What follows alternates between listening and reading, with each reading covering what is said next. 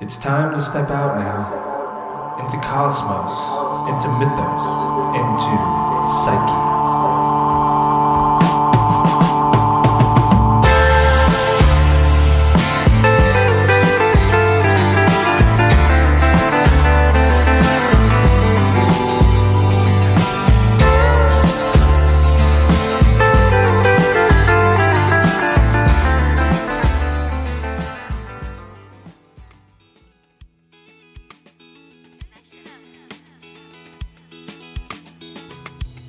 And I'm back from Peru, quite ecstatic about everything.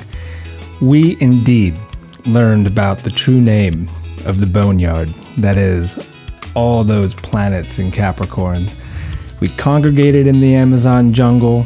We went as deep as we could with something like an Asclepian, and dreaming, working with the plants, learning about these planets, building community. It was extraordinary. I think that it set the template for all retreats to come. And I talked a lot about it in the patron-only podcast I did on Plants and Planets just a few days ago. So I'm not gonna bore you with all the details right now, because we have this podcast we must listen to called Cosmic Geometry. And it's with a dear friend of mine, Adam Tetlow. And in it, we explore what Plato called the art of the ever-true. That is, numbers, geometry, like the Venus cycle, the golden ratio, also known as the perfect cut. From the spiraling of our DNA all over our bodies, all the way out into the spinning of galaxies, it is there. And it's not just the Venus cycle and her geometry that we talk about. We talk about numbers and these types of themes with all of the planets. And we wax on poetically about other interesting things. Adam is brilliant. He knows a lot on this subject, and he has some really great books on it as well. One's called The Celtic Pattern. There's another on ancient meteorology. There's another called Designa. And I'll have a link to his site in the show notes, but it's adamtetlow.net if you got a good memory. And this is what we talk about. We also talk about the secret of life, which has something to do with being beauty makers. Yeah, something to do with being beauty makers. I think this is the very essence of what we're doing here on Earth. We're making beauty. That's what I think. And so anyways, if at any point during this conversation you are witness to all these thoughts kind of symbiotically coming together, you feel awestruck about number and geometry and how it relates to the connection between sky and ground, please consider scrolling down on the podcast app that you're listening to this on and leaving some stars. Perhaps a review if you're so inspired. And if you do leave a review, take a screenshot of it, send it to me in my email, cosmonosis@gmail.com, and I will link you to a class of your choosing from my website. So it's cosmonosis@gmail.com. You can find it on my site. You can also shoot me a message on social if you leave a review.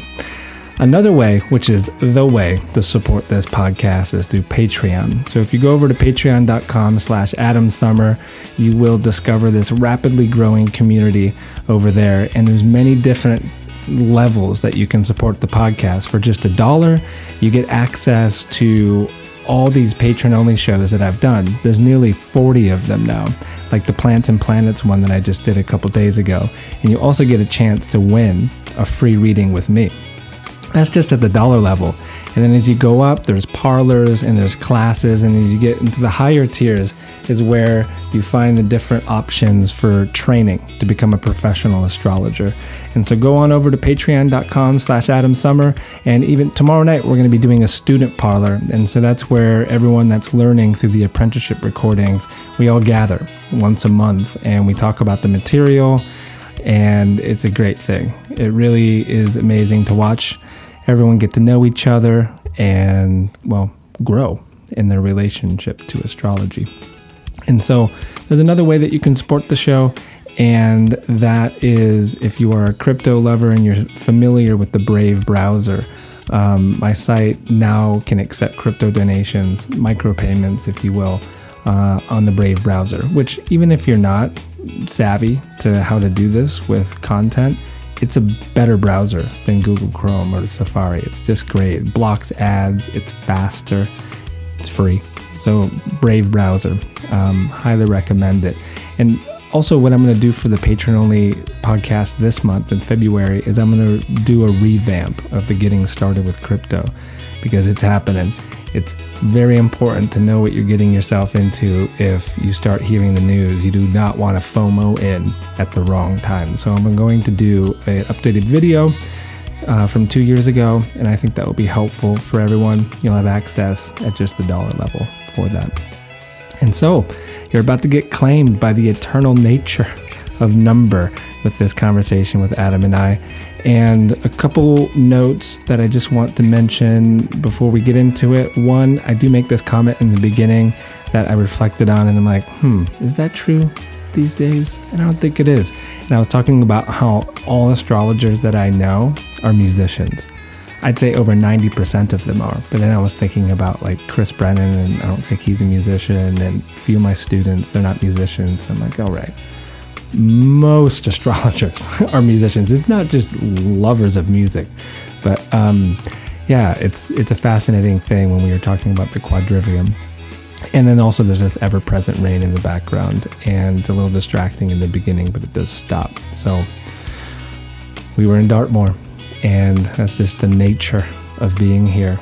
The sky is crying often.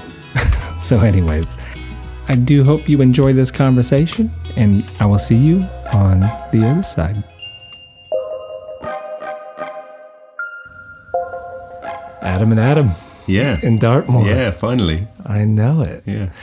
So context for everybody listening to this. Adam and I met in Crete last October.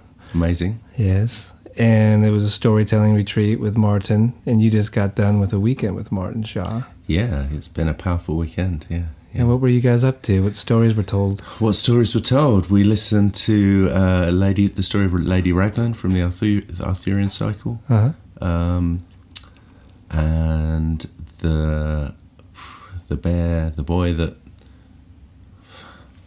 You don't remember the name of that one? No, I don't remember, yeah. It's so close that all the images are there, but I don't know exactly what stories. Is it the boy that needs to get the medicine from the bear and the Samoon, the snake? No, it's the boy that grows up with bears and then goes back and has to marry a woman who's... it's the horse-tailed woman. She's a woman that's born from plants. Uh-huh. And afterwards... she's on the way to the wedding and gets killed by this dark sorceress type, and she takes her place, and rights have to be wronged and things have to be resolved from there. So it's like she's like a toxic mimic of this feminine that he has to resolve somehow. I've never heard him tell that tale. Yes, it's a powerful tale. Yeah. I think the whole weekend was dealing with how we have to acknowledge this presence of the shadow in the feminine archetype, or the feminine principle in mythology. Mm-hmm. And it was all about different stories that relate to that relationship. Love it. And how if we deny it, we create a lot of trauma for ourselves. Yeah. Indeed. Yeah. And we're sitting down to record, not to talk storytelling. No. Though it can come up as much as it wants to come up. But because of your relationship to patterns and sacred geometry and how that might inform us to deepen our connection to the planet. Yeah, well, it's, Plato called geometry the art of the ever true. Mm-hmm. And that is something fascinating. It's something that underlies the whole of reality, just like number does, as any mathematician will tell you. And yeah, it's certainly part of astrology. In the medieval period, there were 4 sciences, 4 arts that were critical to the training of any philosopher thinker, and that would be the study of number through arithmetic, the study of music and measure through harmonics, the study of geometry, and the study of astronomy, astrology. And so they're all critically interchained, interlocked. That right there might be a secret that I've always observed. It's not necessarily a secret, but there's this funny thing with astrologers that all of them are also musicians. Really, really deeply related to music. Like Rujar was a classical pianist, and all my colleagues, I can't think of one who's not. Yeah. Very serious about music. Absolutely. And we are dealing with numbers and geometry. And harmonics and tones and simple number relationships. And geometry expresses that in space, whereas music expresses that in time, and astronomy, astrology expresses that in both time and space. Yeah. Deeply interconnected. It is deeply interconnected, and like I've touched on this in the most rudimentary of ways in, say, speaking about the Venus cycle. Okay. And how every 8 years Venus will station 5 times. 8 and 5 are Fibonacci numbers, but then she creates the 5-pointed star in the sky, and so like within all of it you have the golden ratio. Yeah. This geometry of beauty. Yeah. But it goes deeper. Like, you were just blowing my mind by the fire about some of these numbers with her. Well, you know, we'll maybe get onto the more complex numbers in a minute, but you think about life on Earth and how these numbers are in interplay with all natural growth on Earth. You know, the majority of flowers on Earth are fivefold, of 5-pointed, 5 petals. And Venus is drawing this amazing 5-petaled flower around us over 8 Earth years, 13 Venus years. And everything we look, from the crowns of our heads to the finger patterns on our fingers, to the relationship to the size of our bones, out to, you know, galactic superclusters, is shaped by this incredible relationship found in the golden section. I really like how the Greeks referred to the golden section. They called it the perfect cut. The perfect cut. Yeah, this perfect relationship between a smaller part and a bigger part. And, you know, you can go down a whole rabbit hole with that.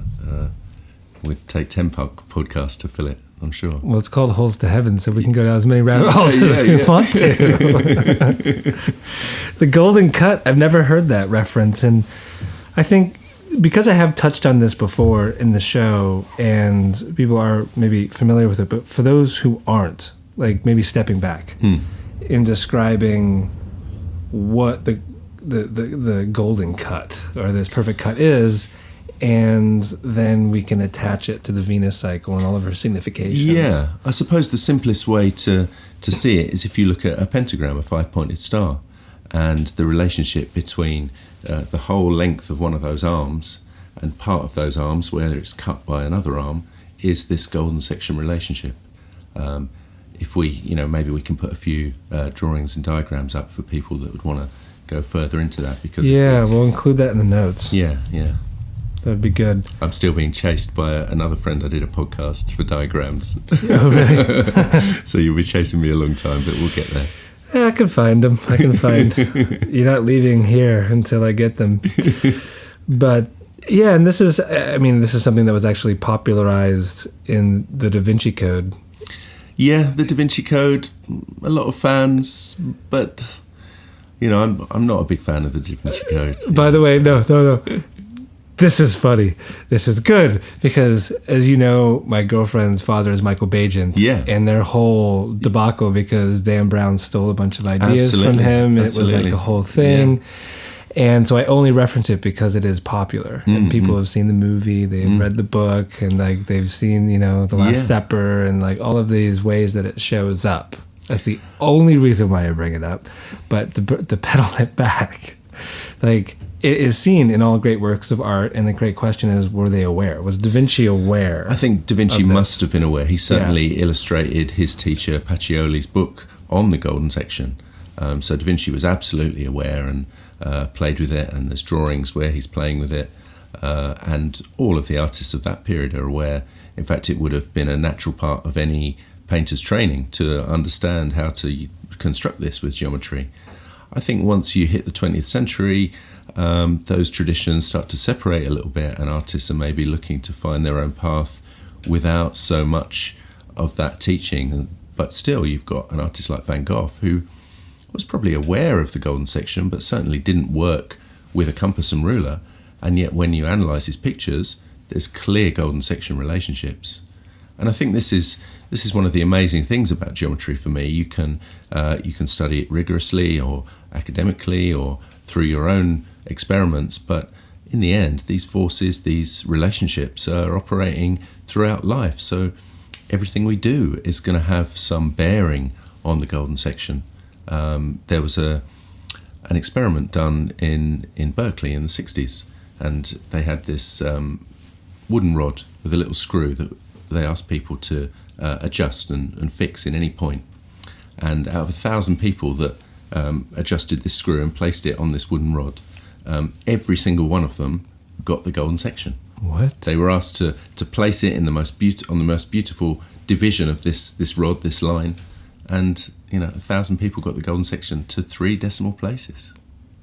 So, people naturally, when they're singing together, will tune to a golden section, a fifth relationship. Yeah, it's a fifth. Yes. So we're tuned to it. We know it's beautiful.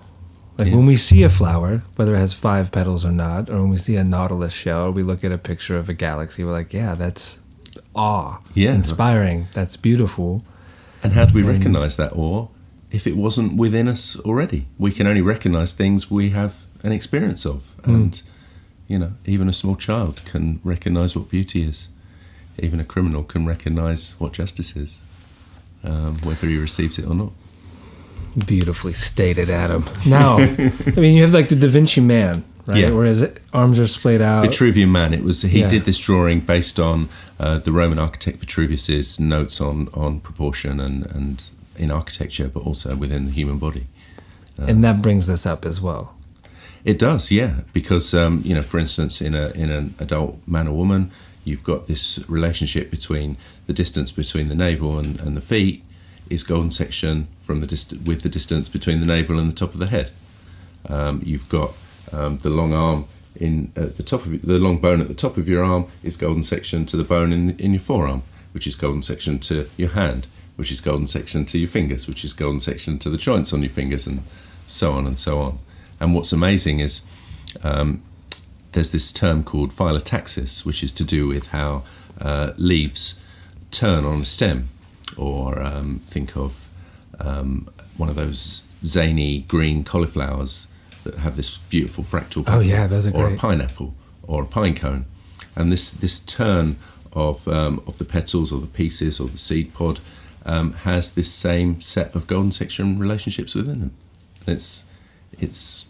It's how life operates. My teacher, Keith Critchlow, once said that the golden section is the threshold on which life exists. And for anyone that knows Keith's work, he talks about things on a very deep level, and I'll leave your listeners to ponder that one and see where they get. So I think a conclusion that we can make of this is, like, if it is the threshold of which life exists, and we're making this connection to Venus, it gets us very close, or at least in the territory of one of the great purposes of life, which is to create more of this. To create beauty. Yes, that's my point. Yeah. And in some way, is beauty a critical aspect of consciousness? And that's certainly something that Plato, the great geometer, the great philosopher of the West, was playing with. And, Plato, in many philosophical circles, has fallen out of fashion. Because on a surface level he appears to be very rigid and almost tyrannical, but on a deeper level he's a numerical humorist. He's playing games with number, he's got riddles with number, and once you start to approach those, they open out into a whole series of lessons. So find the humour in Plato and you'll also find the secrets. Wow. Okay, so we've touched on a lot of great points, but I think one that we should not be underplaying at all is that we are beauty makers, and it has something to do with Venus, and it can be mathematically but also geometrically seen and experienced. Absolutely. Yes. And what's beautiful about geometry is that it remains true for all people at all times in all places. It's a universal language that doesn't make separations between, who this person is and who that person is, and has no relationship to opinion. It's a permanent thing. And I think that's what really buzzed the heads of ancient thinkers, philosophers, that in a world where everything is temporary, here are these forms of number, whether it's as music or as geometry or manifested in the cosmos as astronomy, astrology, they're permanent. They go on forever. If there was no universe, there'd still be number. I heard an interesting radio interview with the Dalai Lama. Wait, oh, you heard? Heard. No, I wasn't involved, no. And what did he say? He said, the Big Bang happened and found there was something here already. Huh. And maybe that's the forms of number, these eternal forms that, manifest in the body of the cosmos, in the bodies of individuals, in every form of life. But we're here and we'll be here forever. They're permanent. Numbers, the only constant. I do want to go into origin for you with all of this, because it's an interesting story. But maybe before we do, what is the simplest practice you give to students, or when you give lectures about this stuff, that a person can adopt to kind of be in a sacred relationship to the awe that geometry and numbers can create in our lives? Yeah, there's many ways in for people, and it depends on your own nature and approach to things. For some, it's enough just to find a flower that has a clear geometrical form, and just to study that and approach it and internalize that in your imagination.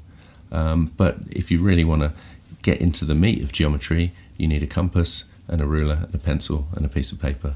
And get yourself a good compass, one with a nice firm nut at the top that has no play in it, ideally one of those little wheels that can adjust the width, and just practice drawing a 6-petaled flower. And there's this almost miraculous quality of a circle's radius, the distance from the center to the edge, naturally dividing up that circle into 6 points. Which 6 or 5? 6. Okay. 6. So, we've got this flower of life. My teacher Keith called it the creation diagram. And this is such a natural result of just playing with a compass. You draw a circle, and then you put your compass point on that circle, and it divides it into 2 more points, and you keep going round until you've got the 6-petaled flower, which, is in itself a little miracle. It is a little miracle. It's so beautiful, the circle of life. What do you call it? The template of? Keith called it the creation diagram. The creation diagram. Yeah. There's something to that. And of course, we were speaking about this earlier, about these patterns and how they can show up in vision, in dream, under the influence of certain plants. And the flower of life is another one that many people report seeing in Vision Quest or on ayahuasca or whatever it is. Absolutely. And so there is something about this being a creatrix, how if these numbers are constant, if the geometries are forever, then here's the great question, maybe, to rule them all. Do the numbers come first, or do the stories, the archetypal stories and the myths, or do they emerge together out of the void? Do they emerge? Yeah, it's an interesting question. I think story, for me at least, comes with life. Once life appears, we have story. From bacteria to complex structures and humans and Rupert Sheldrake recently did a very interesting lecture on YouTube about the sun being conscious. Mm-hmm. I've heard that lecture. Yeah. And, number and geometry seem to be an earlier phase. So, for me, I would say they come before story, or perhaps they're even the first stories. Think of number one. Number one is the source of all other numbers. Every number takes part in that one, is in itself a unity, and maybe our whole ideas about unity come from this presence of the number one within us, the number one around us. And, you could say the same of any sets of numbers. They're within, they're around, they penetrate and permeate all things. It's a complicated question to explore, and I want to, but let's keep going into it. But with Origin Tales, what was your experience? Like, was it through a vision? Was it through a dream? Was it because you had this wonderful teacher that you stumbled into, where your context began with all of that? There's been a whole series of events throughout my life. I remember at school we had to construct a dodecahedron, this 12-sided figure with each side being a pentagon. Again, lots of golden section relationships. Yep. And I just blew off the rest of the year and wasn't interested in learning any more maths. I just wanted to make dodecahedrons. That was, that was it for me. Yeah. I was probably 10 years old at the time. And, I think it drew me into art. And then, you study and we practice art in different ways. And then after finishing my degree, I had a very interesting relationship with mushrooms. And mushrooms brought back to me this visionary aspect of geometry. And when I would take mushrooms, I would close my eyes and find these patterns appearing naturally. And that made me read and research. And I came across this guy, René de Lubic's, who wrote this enormous book called The Temple of Man on ancient Egyptian geometry.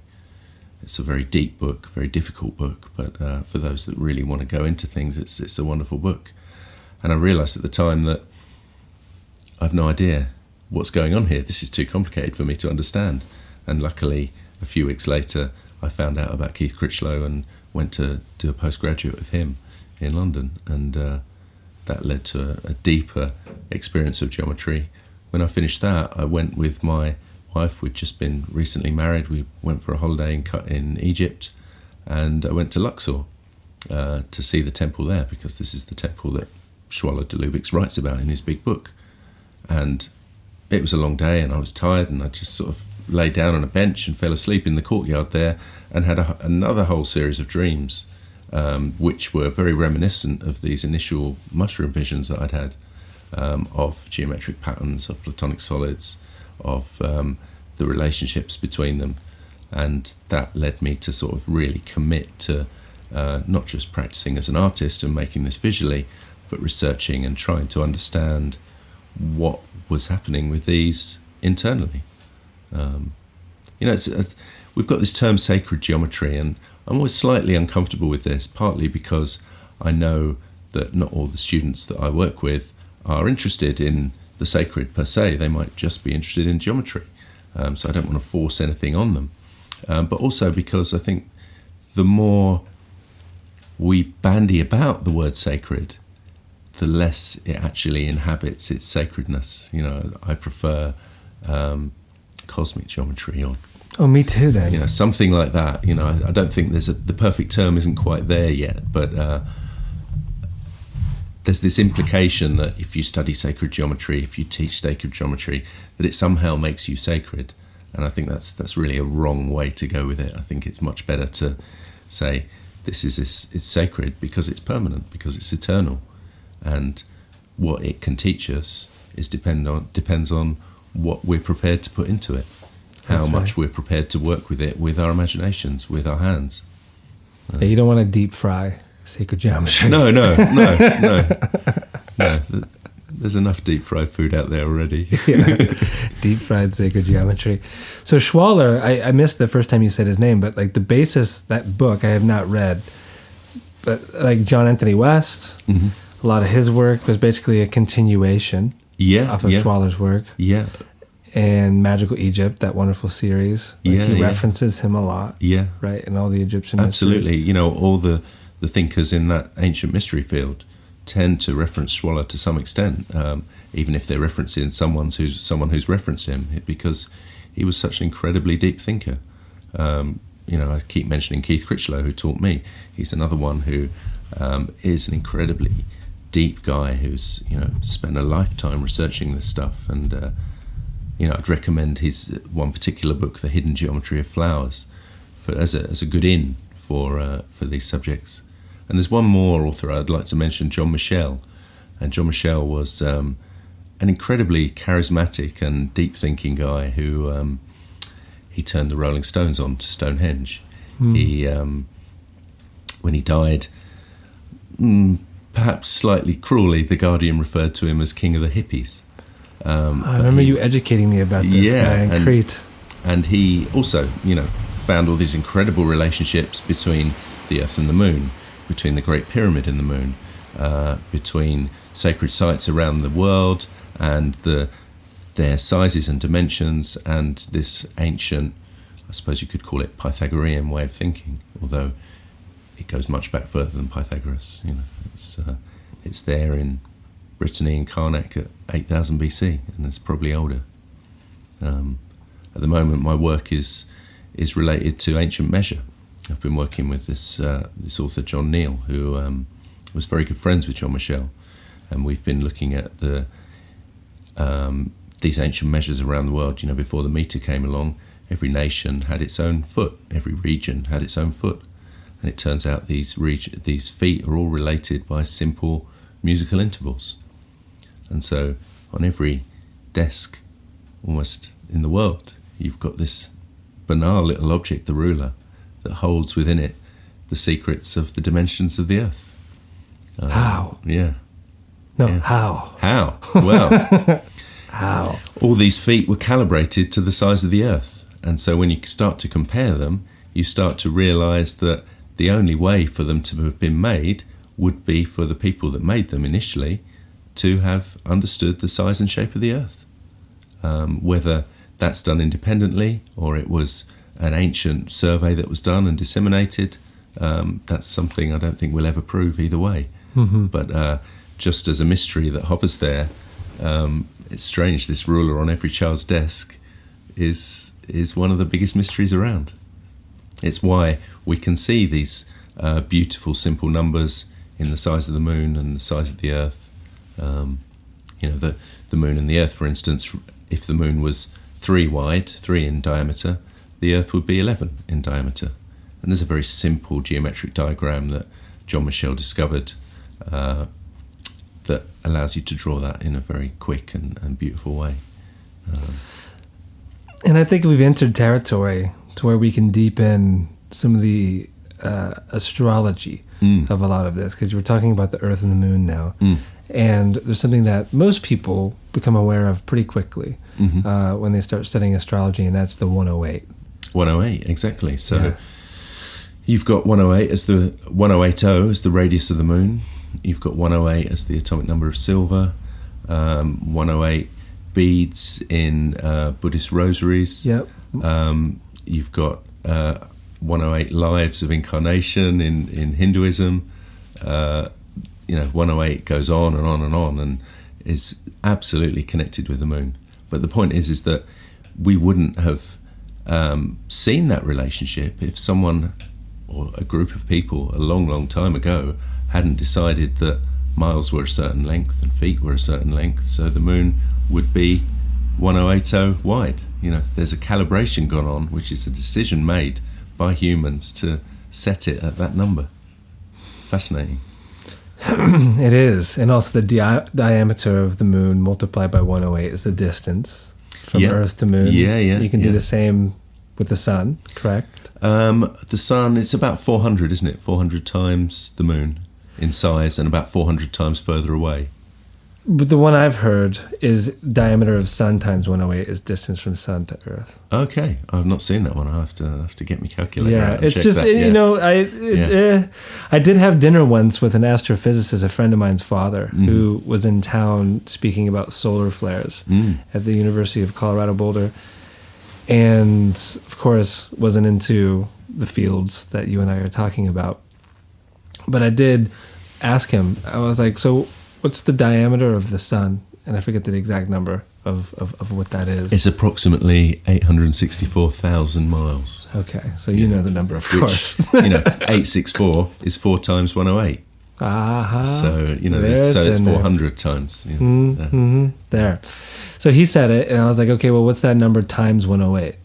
And then he did the quick math in his head. I was like, well, is that the distance from the Earth to the sun? He's like, what? Approximately. Yeah. And he's like, where did you get that from? Yeah. And I told him, and he's like, rubbish.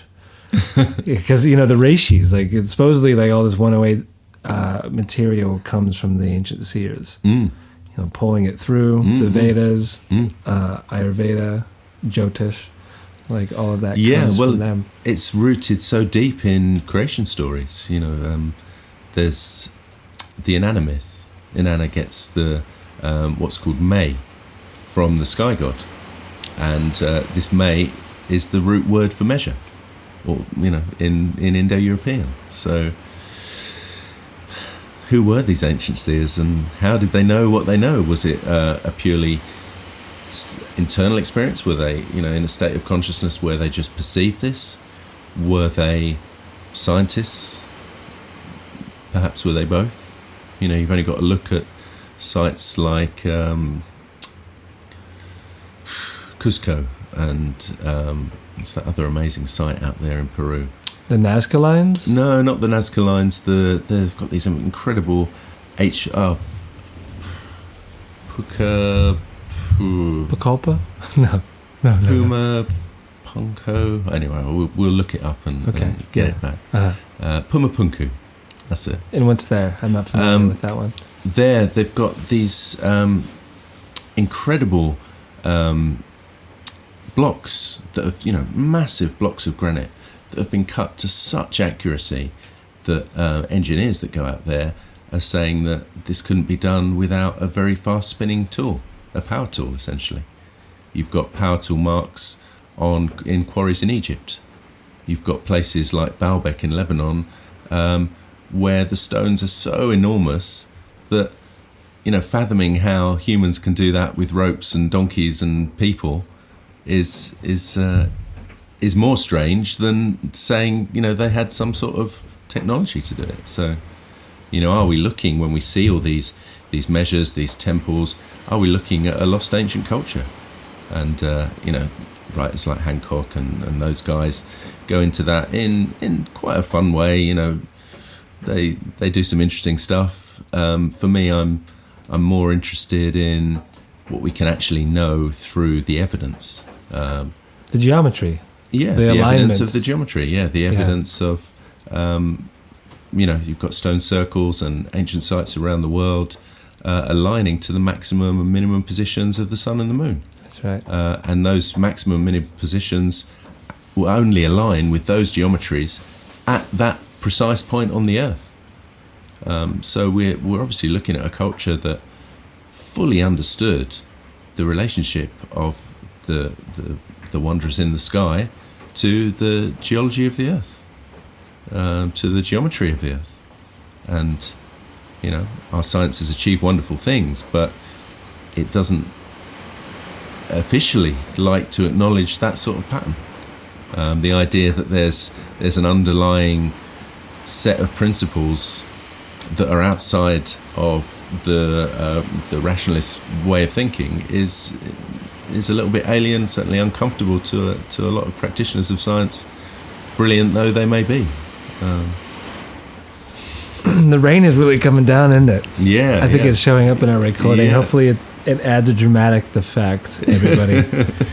But like within this, to ground it within some astrology as well. When John Anthony West was on the show, he was speaking to the Sphinx, and he was pretty convinced around it, and how, of course, Robert Schoch and his work, knowing that because of the weathering patterns and everything like that, the Sphinx is much older than we are told. Yeah. But when you bring in, well, what was it looking at in the east?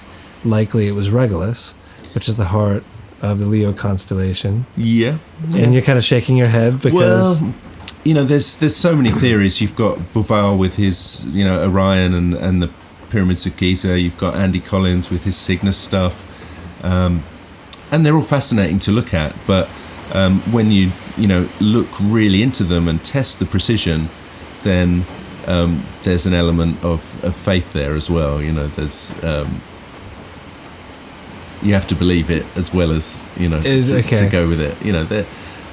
There's certainly some incredible relationships in the pyramid, and some very, very deep understanding of the Earth.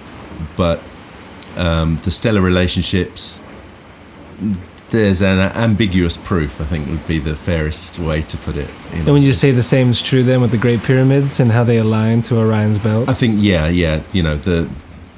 The final star of Orion's belt is, a good few degrees off. Yeah. But so are they, aren't they? From sky to ground? It's tough. I don't know enough about this. It's an argument that goes on. John Neal, the author that I've been working with, the researcher I've been working with, he's adamant that they're wrong. Uh-huh. Robert Bavale's adamant that he's right. I prefer to sit in a tension between them, really, because for me there's not quite enough proof for it to be conclusive. Yeah. But as an imaginative idea to explore, then fine. Yeah. We don't need to get into it. It's a wonderful topic, though. And within it, so many people are familiar with Graham Hancock, and I've had more than enough experiences with people that are very educated on these subjects, like yourself and some of my other friends here, that kind of shake their head at the mention of his name.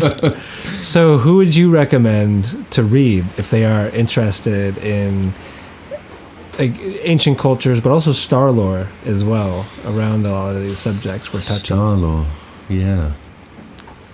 It's tricky, isn't it? Because, the stars are part of our common experience and our common mythologies and idea sets. And yet, the origins of those ideas are lost way back in history. I can't pull anyone out of the air at the moment. Schwaller is incredibly interesting. You've got these, early 20th century French traditionalists, that people like René Guénon, who are very interesting in the symbolism, but for me they're a bit too stuffy in their general outlook, and I find them a bit too much. There's that marvellous early Victorian book called Star Lore. Who wrote that? Don't know. We'll get it and put it up on your page.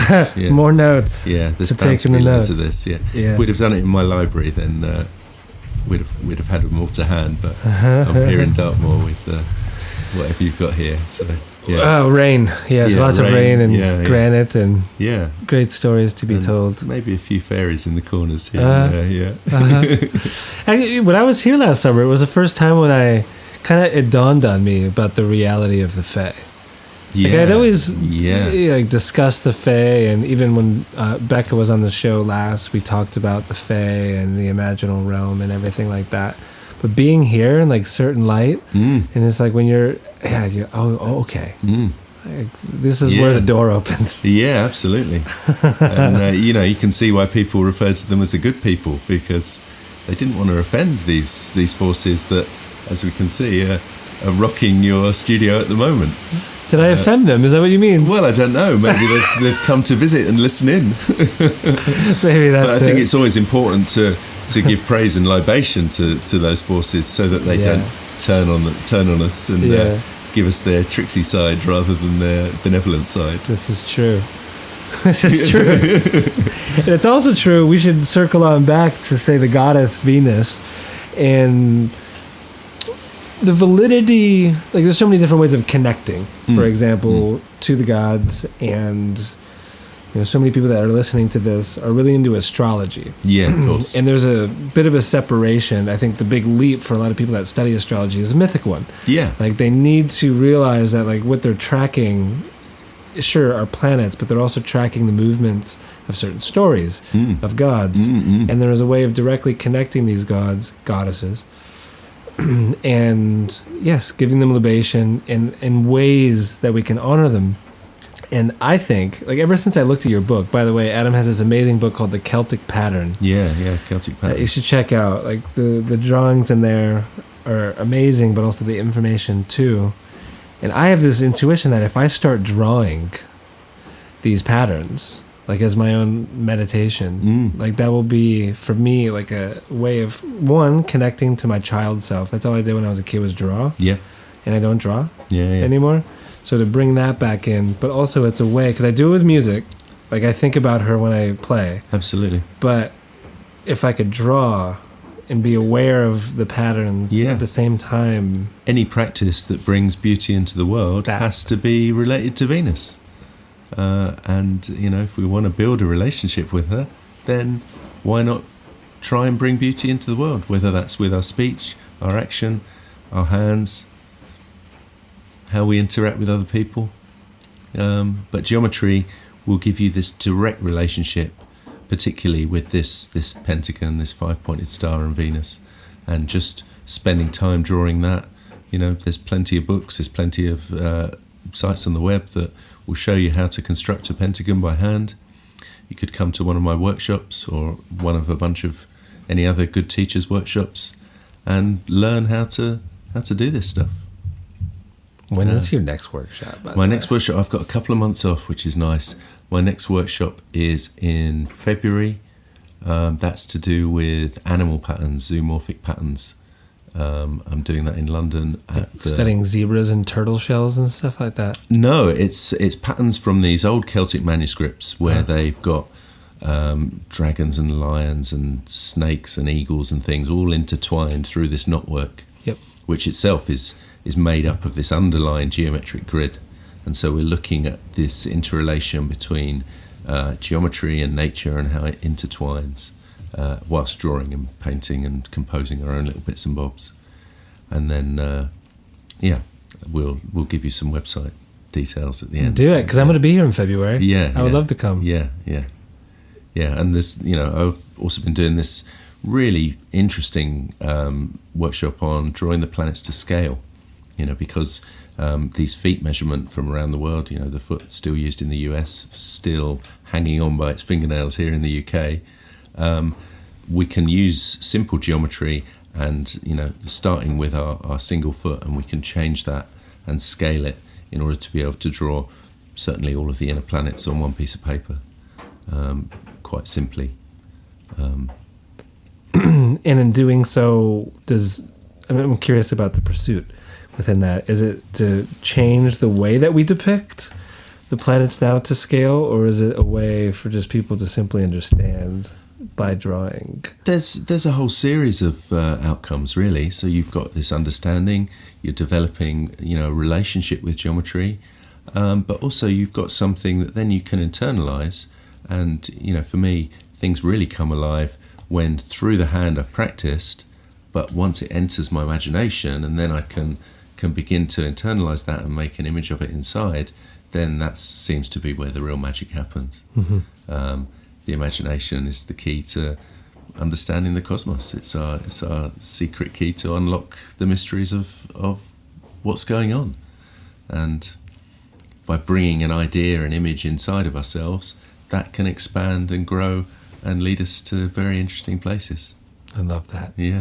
Just last night I was watching this really small but profound documentary on Werner Herzog. He's brilliant, isn't he? He's so brilliant. I love him. And there's this, I mean, his main driving force with all of his work is that, like, we're in need of better images. Yeah. And that's his whole thing. It's like, we need images. And so he always depicts these characters that are defeated. They're on the pursuit of something that really is kind of like a fool's errand, but no one is capturing that story. Yeah. Yet the images around it, like everyone knows Grizzly Man, I think at this point, that's a Werner Herzog film. And just the Grizzly Man and his pursuit of having this relationship with these grizzlies is insane as it sounds, is an absolutely beautiful image. Yeah. And we need these images. And so when you're talking about that, and with the geometry, and also, you know, for everyone listening, it's like having a deeper relationship to Venus. It can change you. It can, and it will. Yeah, it will. And, you know, if you're not ready for those changes, it can be a turmoil. Yeah. Now, I thought we would do something fun just to get all of the main ones covered. So we've talked a bit about Venus, but like the geometries are like the tidbits that you might have around each of the planetary geometries and some of the numbers. And so we can start with the sun.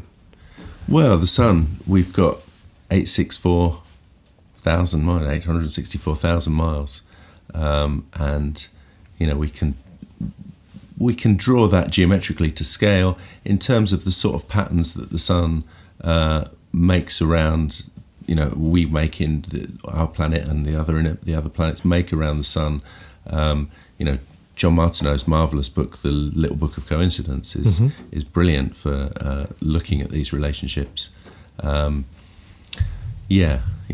I don't know if I can pull any out of the air at the moment for the sun. That's good. We can do it like this, like popcorn style. Yeah, So that's a good one for the sun. Mercury.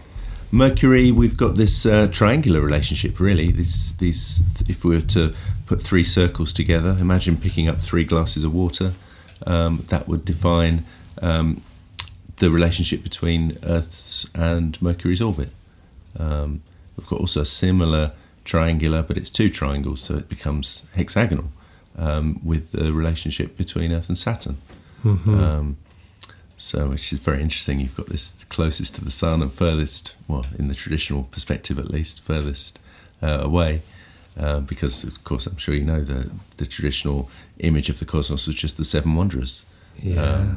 Of course, we've got, you know, Neptune and Pluto and We'll get there. Uranus out there. But We'll get there. Yeah. Triangles are my favorite shape, and Mercury is my favorite planet. Yeah. Onwards. Yeah. Venus. We just talked about Venus. We've done Venus. We've done Venus. Yeah. Earth. Well, Earth has so many incredible geometric relationships. You know, Earth is a bit squashed. So imagine you've got one of those big exercise balls and you're pushing down on it, and the top to the bottom, between your hand and the floor, it's getting smaller. And on the sides, it's getting wider. And Earth is a bit like that. Because it's spinning so fast? Sorry? Because it's spinning so fast? Because it's spinning so fast, because the moon's pulling on it. You know, a scientific answer might be different to a astrologer's answer or a geometer's answer. Yeah, it could be between a god's fingers. Yeah, who knows? Like pinching it. Yeah, but what's fascinating is that distortion, again, defined by the golden section. Really? Yeah, so different lengths of latitude will become longer and shorter according to golden section relationships. Which is my next book that's coming out, the ancient metrology, geometry and the harmonic canon. Will go into that a little bit. Looking forward to it. Yeah. Mars. Oh no, moon. Kind of covered the moon, but give us a good Well, moon. the moon has got this incredible relationship with pi. You know, this number, this irrational number that we talk about. Pi, particularly in the simple rational notation of 22/7, which, you know, probably most people learn at school. Certainly builders and engineers use this as a simple ready reckoner of pi. And, you know, because of the size of the Earth in relation to the size of the moon, if the moon was 3 wide, the Earth would be 11 wide.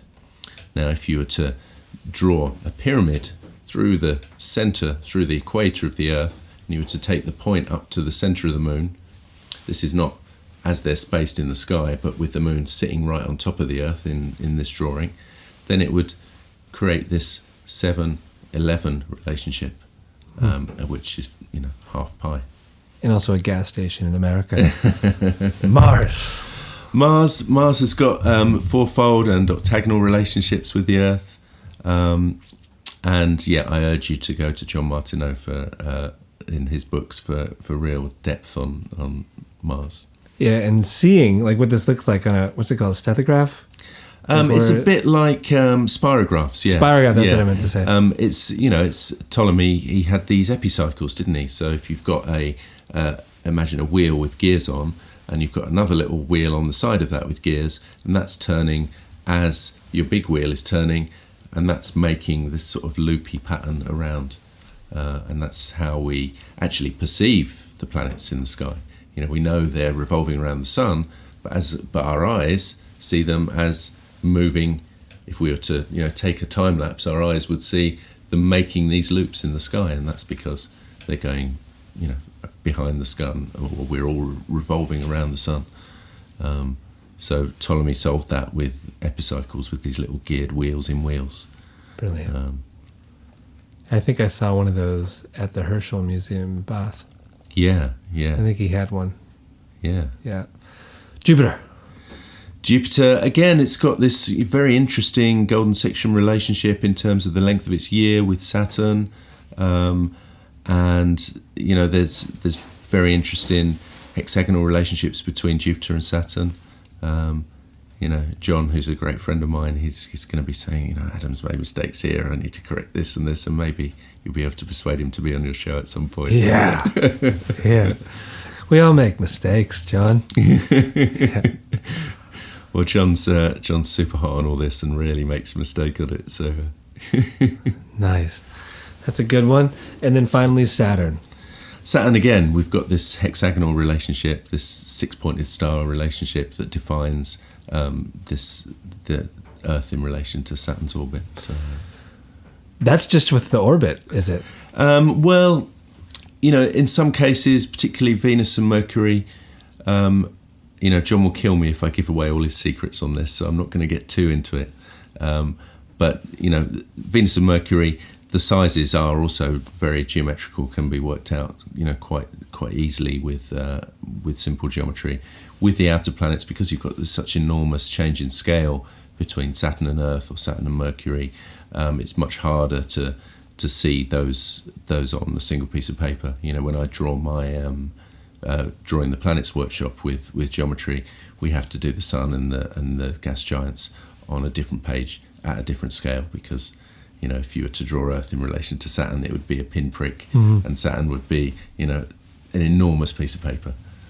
So it's hard to show that in a simple drawing. And I'm sure you're aware of the North Pole of Saturn as well. Yeah. And how that shows up as well. Yeah. The hexagon. Yeah, incredible. It's amazing. A hexagonal storm. Yes. What is going on? What is the force that's actually causing that to occur? Dartmoor winds. Saturn, not appeasing the phase. But what's really interesting about it, and I've thought about just that alone as a key to understanding Saturn. Mm-hmm. I'm not talking David Icke realm, like it's a station to program all of us into a base of, sheep consciousness. That's not what I'm saying. I think, where do you see the hexagon on planet Earth? Right? You see it in some places that are really interesting, like a honeycomb. You see the honeycomb, you see this rock formation such as Giant's Causeway between Scotland and Northern Ireland. They've got all these basalt formations that are hexagonal. But the bees that are that's the focus. Sustaining life on Earth to some extent are all working with this hexagonal six-fold relationship. Yes. And also the other angle, the angle between the edge of these little cells and the edge of the hive, has this tetrahedron relationship, this three-dimensional relationship to do with the tetrahedron, which most people would be familiar with the Merkaba as two tetrahedrons interlocking. And is the base shape of that the hexagon? No, it's the tetrahedron. Okay. It's the tetrahedron, which is four triangles in a little pyramid. So it's a three-sided pyramid. Yeah. So it's. I need a brush so up on my geometry. It's a circle. It's a triangle that it builds it, but it's got this three-dimensional form, and that's interesting as well. Plato has got this dialogue. Some readers may be familiar with it, called Timaeus, where he talks about how it's his creation myth. He talks about how the universe was constructed by what he calls the architect, or the demiurge, and this demiurge literally wove the universe together from musical intervals, and then went on to create the elements through geometrical forms. So you've got the tetrahedron, which you just talked about, was related to fire. You've got the octahedron, which is two pyramids stuck on top of each other, related to air. You've got the icosahedron related to water, and the cube related to earth. And then he talks about another form, a form that he says is only known to friends of the One, and this is the dodecahedron he's talking about, this 12-sided form that some classical authors, some contemporary authors see as like a governing form. You know, Steiner had a very interesting meditation on the dodecahedron, and you know, quite a lot of authors have picked up on 12 as this principle that orders things in the world. In fact, you know, we've got these ancient ideas of 12 tribes, 12 nations, 12 divisions of the land, 12 houses, 12 signs. 12 signs, 12 hours of the clock, you know. So 12 was big for symbolic reasons, but also for practical reasons, because, you know, you can fit a lot of numbers into it. You know, we've got 360 degrees in a circle because 360 is a number rich in factors that we can jam a lot of relationships in without having fractured bits and bobs. But then there's deeper symbolic reasons for that as well. You know, 36 is 6 times 6. 6 was seen as the perfect number because 1 plus 2 plus 3 is the same as 1 times 2 times 3. So, you know, the things that we take for granted, the number of degrees in a circle, 12 months in a year, 7 days in a week, built into these very ideas is a whole set of ancient philosophical perceptions of the universe. My mind is properly blown.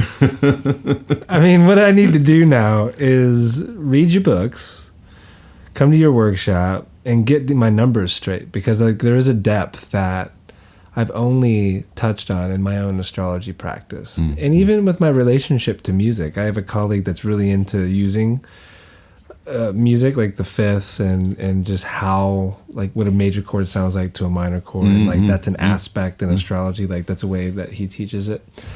And like I've never fully grokked music theory. And I think that like when all of the numbers in these planetary cycles come into play, like all of it will kind of just like come together for me. Yeah. And they are in essence one thing. You know, we as humans with our monkey minds have to split things up into separate areas, but the universe sees number, music, geometry, astronomy as a single thing. It's expressing the same sets of ideas through these eternal principles. And it's a lifetime or many lifetimes journey to fully grasp this. And, you know, even though I've been at this probably 25 years, I'm still just a student, just like anyone else. And, you know, it's something that the more you give to it, the more it will give back to you. And I'm sure you find the same with astrology. Oh, yeah. Yeah. Most definitely. Yeah. Yeah. So how many books have you written? Where can we point people? Because I'm sure there's a handful of them that are kind of fascinated right now and they want to go deeper. I was co-author on a little book called Sacred Number, which just talks about number. It's a nice, gentle book, published by Wooden Books under the title Miranda Lundy. We used a pen name. You have another wooden book? These wooden books, everybody, are so great. They're really good. They're small, they're highly illustrated, they're economical, and they really are little gems that you can just keep in a back pocket and, you know, just stick your head in now and then. And I have 2 of them now. Yours, the Celtic Pattern. Yeah. Well, I'd really recommend John Martineau's Book of Coincidence, because that one, yeah. That's for astrologers, that's bang on. That was not supposed to happen. Okay. But it's all right. Yeah, that's fine. That was a bell telling us that we're wrapping up, actually. Oh, I thought it was the fairies coming back. Yeah. That was perfect. So, okay, John Martineau's book. A lot of people have that because it shows the planetary cycles. Yep.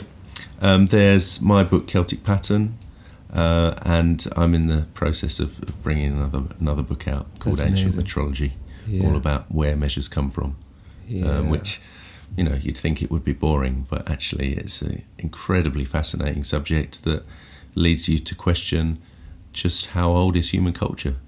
Because, you know, these measures that show the understanding of the size and shape of the Earth are found at Karnak, 8000 BC.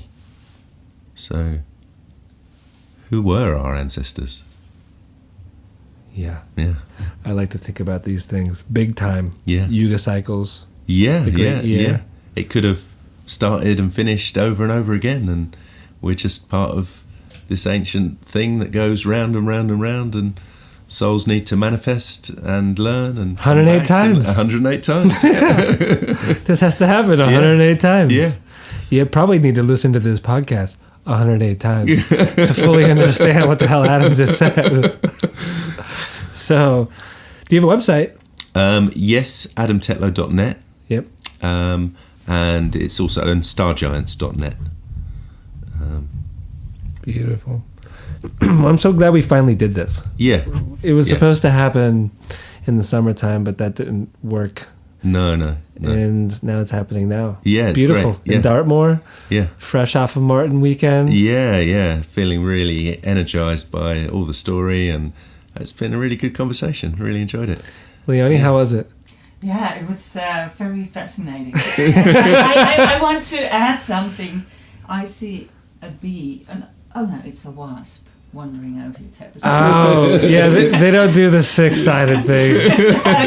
They spit little mud huts. Well, have you studied that? We'll take care of that. We gotta go, but thank you, Adam. Thanks, Adam. Yeah, cheers, mate. Beautiful. And there you have it. Adam and Adam having a inspired conversation in Dartmoor about cosmic geometry, not sacred geometry, according to him. It steals the power of the sacred. I get that. I really do. We got to be careful with the use of the word sacred. Like, Neptune isn't inherently sacred. There's nothing that's inherently sacred. Everything is sacred, I suppose. Everything indeed is sacred. But language, we must be careful with it. So I like his preference at the moment of cosmic geometry.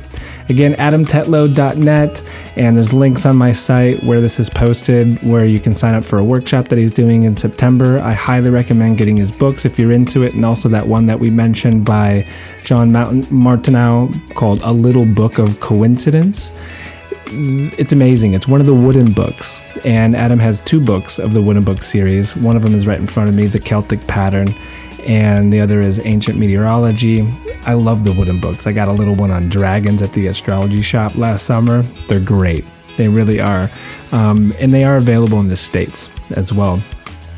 We mentioned diagrams. Those diagrams we did not post on the show notes, but I did link you to all of his books and that workshop, and you can get an idea of some of the stuff that we were talking about on there. And show notes can be found at holstoheavens.com. If you enjoyed that, I also point you back to a podcast I did with John Anthony West just before he passed. And John Anthony West is an incredible scholar on Egypt and also wrote a book on astrology in the early days. And yeah, that was a wonderful conversation. I think it was early 2016, still there to listen to. And yeah, I plan on doing more like this. There's some ideas that Adam and I came up with of future conversations where we can get more concise within some of the subjects. And so, this podcast was brought to you by SolarFire. The Mac version, we're getting closer and closer to its release. And remember that even if you purchase it now because you're a PC user, use promo code SOMA. I've been hearing too many stories as of late, people buying SolarFire and forgetting to use the promo code. It gives you 15% off, which is a healthy chunk off of the price. So if you use promo code SOMA at alabe.com and purchase SolarFire, you get that discount. Also, if you send me proof of purchase, I will link you to a 2-hour class that I did on SolarFire. It will help you get the most out of the program.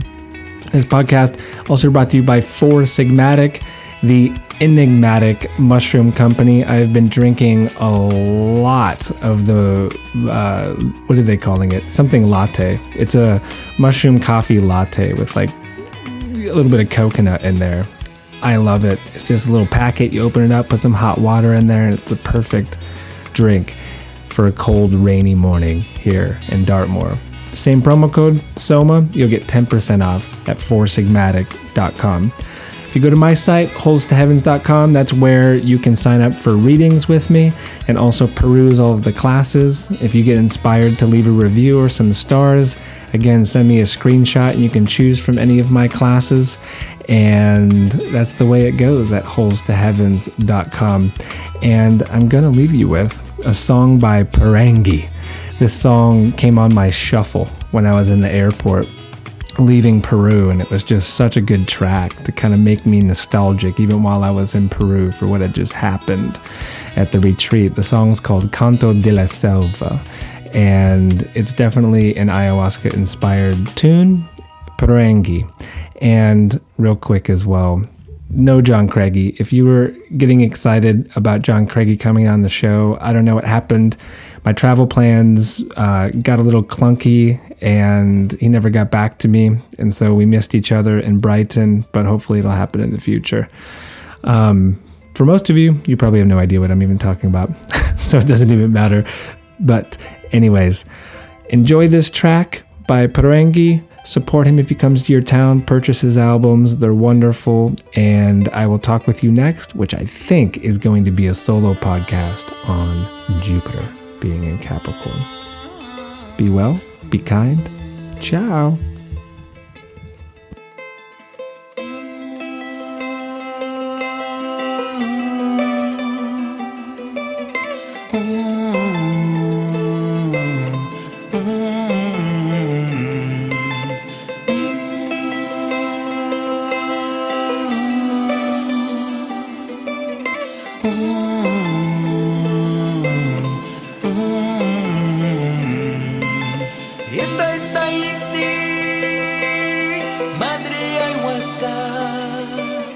Gran medicina, clara y